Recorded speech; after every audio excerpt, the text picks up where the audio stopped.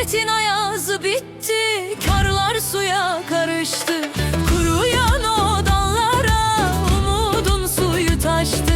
Hoş geldin bahar gözlüm, gönül bendini aştı. Yansın Nevruz ateşi, karanlıklar kül olsun. Sevgi eksin yürekler, dertler sararıp solsun. Kardeşliğin türküsü yedi cihana dolsun. Hoş geldin yeni günüm, baharımız var olsun. Yansın Nevruz ateşi, karanlıklar kül olsun. Sevgi eksin yürekler, dertler sararıp solsun. Kardeşliğin türküsü yedi cihana dolsun. Hoş geldin yeni günüm, baharımız var olsun.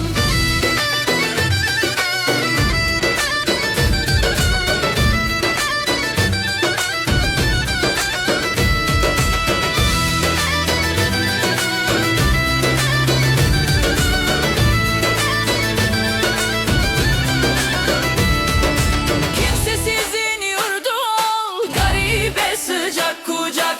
Türkülerle şenlensin, tütsün her evde ocak.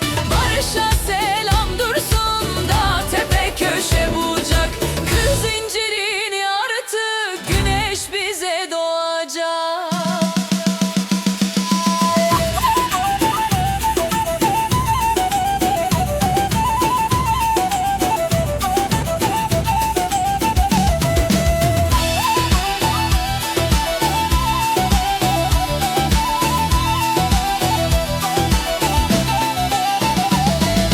Yansın Nevruz ateşi, karanlıklar kül olsun. Sevgi eksin yürekler, dertler sararıp solsun.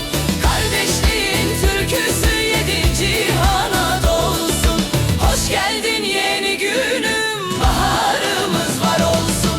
Yansın Nevruz ateşi, karanlıklar kül olsun. Sevgi eksin yürekler, dertler sararıp solsun. Kardeşliğin türküsü yedi cihana dolsun. Hoş geldin yeni günüm, baharımız var olsun. Ateşimiz sarlandı, buzlar çözüldü. Toprak ananın koynunda